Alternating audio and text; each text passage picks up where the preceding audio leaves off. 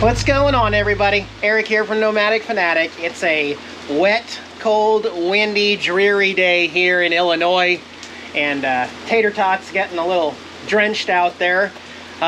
Today has to be a good day. Finally, ladies and gentlemen, my portable backup generator has arrived. Delayed, what, six different times. After that whole mechanical failure on the truck in the town next over, it was out for delivery 6 separate times, out for delivery. That usually always means it's going to be delivered, and they just never delivered it. Just kept driving by my house every day. I'm like, okay. Better late than never, though. Now, also, as you've been following this channel, this generator right now is not going to be a backup generator as I planned. It is my only working generator. Cross our fingers this thing actually works.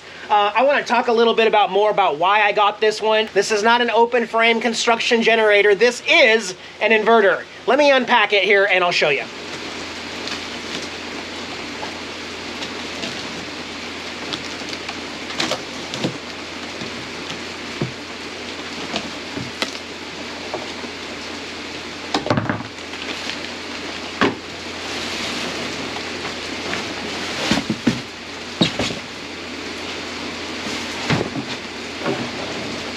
Alright, so there it is, everyone, and yes, the first thing a lot of people are going to say is, that's a construction open frame generator.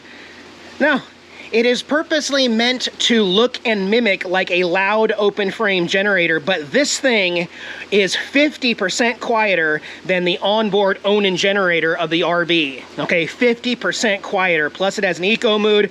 This thing runs at 61 decibels, which is the same as a Honda 2000i. This thing is quiet. The reason why it's open frame like this is on purpose so that it can be easily maintained and repaired, unlike the completely closed-in inverter styles that you are used to seeing. Everything is easy to get to. It's got pull start. It's also got a built-in battery, so it's got electric start. It's got remote start. And a big shout out to Dave of Dave's RV Life, who put one of these in, replacing his Onan generator. He put this in the bay where his Onan generator that broke and he couldn't fix used to be. And later on, I may actually do that. But right now, it's gonna sit in the back compartment of my RV where my cord's at. Also, why would I go with 4,000 watts, 3,500 running watts? Well, if you have a 15,000 BTU air conditioner, a 3,000 or 3,500 starting watt generator is not going to power that air conditioner. So that's the magic number for me. 4,000 means I can use all of my Victron charging stuff as well as one air conditioner if I have to. Look at this. It already comes equipped with an RV 120 volt 30 amp plug.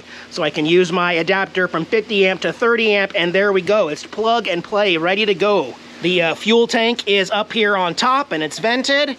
And it's got the bars so that you can secure it and lock it down somewhere. Look how easy everything is to work on, should it need to be worked on. Through Amazon, this is about $649, this generator, and it comes with a 3-year warranty through Champion.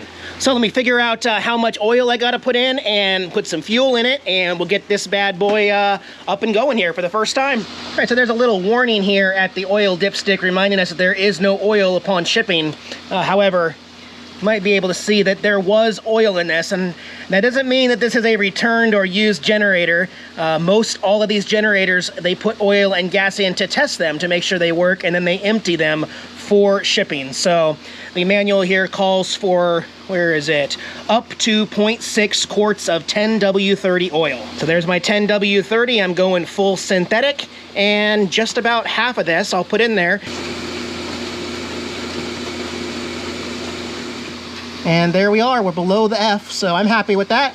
I'll seal this back up, and I'll check it after about 30 hours just to make sure. We still got the break-in period and everything. Let's put some gas in this guy. And yes, I actually remembered to get gas. I have my little 1.5 gallon that I use for the mower that's in the shed. I wanted to get a 5 gallon, and I did a lot of research. So I went with this company, SureCan, and it's supposed to make everything super easy because you got this spout here.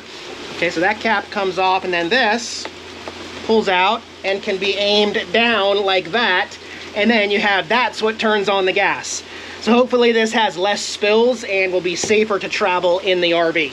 I'll also mention that this model doesn't come with a gas gauge. Some people say you can't ever tell, but it comes with this screen. You can just pull the screen out and look inside and see how much gas is in there. Or once you're used to it, you'll be able to shake it and kind of hear it, but you can see your fuel line if you just pull out the strainer in there. But I'm gonna fill her up because we gotta test this guy. It's not too heavy either. So let's see here.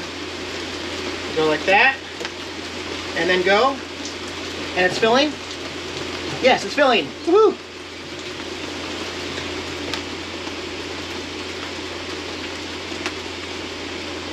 And that's about 2.5 gallons that I put in there. So it's at least 2.5 gallons.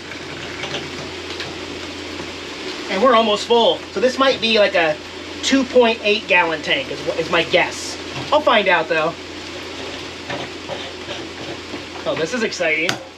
Still pouring rain, but I'm gonna move this closer to where the RV hookup is because I am gonna charge the batteries and plug in my RV to this to make sure everything works. So I'm gonna move it over towards the hot tub.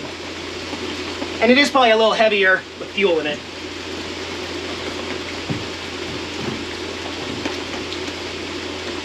Before we fire it up though, it also comes with charging cables. So you plug this DC into the generator itself and you got alligator clips to charge a battery directly, which is kind of cool. Okay, so don't have anything plugged in before you start it. We're gonna turn the fuel valve on, which is really strange. They don't put the fuel valve on the front. Must be on the back. Well, that is incredibly inconvenient if I'm going to put this the way I wanted to. Actually, it's over here on the side. So maybe I could reach back here and do it.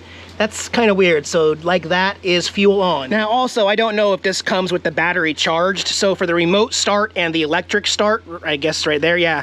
I mean, it's nice to have, but honestly, and while the generator's running, it's always gonna be charging that battery anyway. So you should always be able to use your electric start. But having a backup standard pull is so nice just in case you're not stranded. Obviously, you know, the Onan generators do not have these. Lots of people run their house batteries dead and they can't even fire up their generator to charge the batteries because it needs power to be able to start the generator. So I like the manual approach here. Let's go ahead and choke it right there. Pull that out. Push the engine switch to on. There we go. Let me set this down.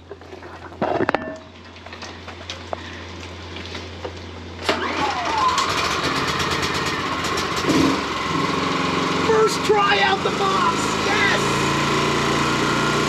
Okay, now I just wanted to step back a little bit here just so you can see that it is significantly quieter than an Onan generator here, just 15-20 feet away from it. It is definitely quieter. Let's switch it to eco mode.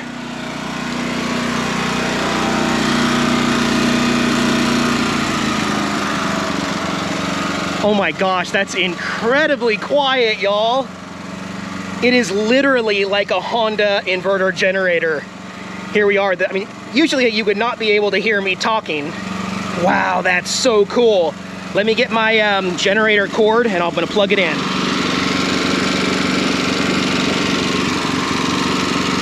.30 amp, using my 50 amp dongle here. All right, I just switched it to 30 amp there, and as you can see, AC coming in, 1449 watts.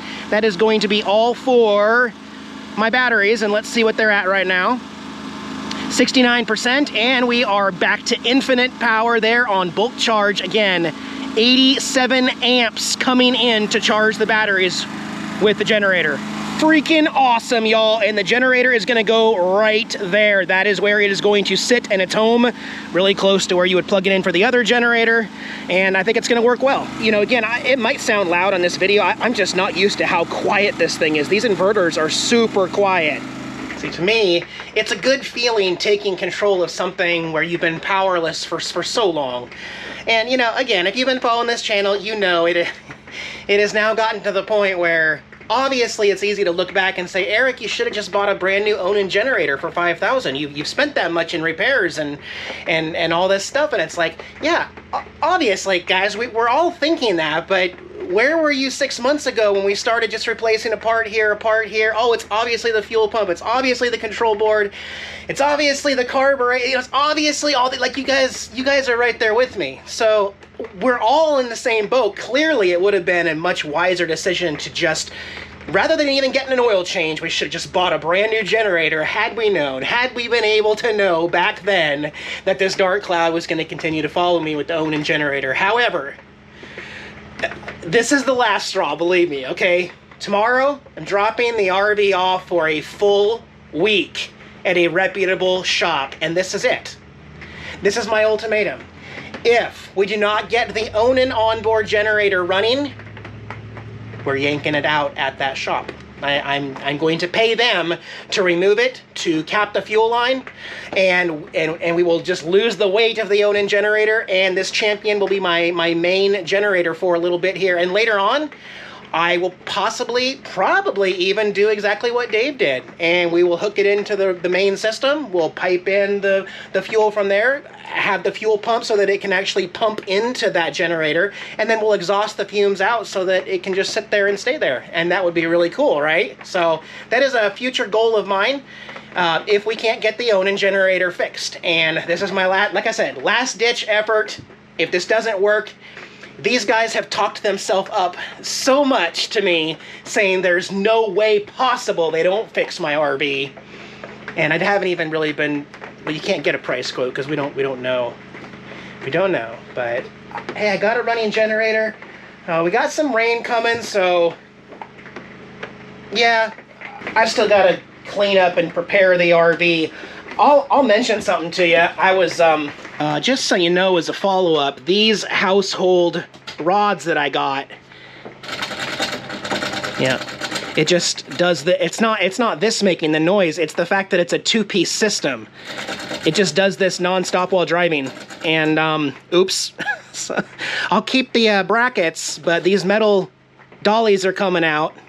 I went to Lowe's and just got some wood ones that I can cut to fit, and then I'll swap the stop screw there for one that has a tip and physically screw it into the wood so the wood can't rattle, because this has been driving me crazy and it's not going to work full time. But yeah, it's so weird to not have the generator just stop for no reason. It just keeps running. It just keeps running. I'm going to take care of this one. I'm going to do my own full synthetic oil changes every 50 hours, just like I did with my Onan though, but you know, and hopefully it won't need anything in 3 years, but with that 3-year warranty, I can physically just drop it off at one of these authorized places to get it worked or fixed on. Again, hopefully we don't need that, but it's good, it's good. And I think I forgot to show you what Mickey looks like inflated there. Hi Mickey, how you doing? Mr. Catman, Jaxman. We got a generator out there in the RV. You happy now? You ready to go bye-byes? Man, I kind of like house life. Not ready to go. Are we allowed to go?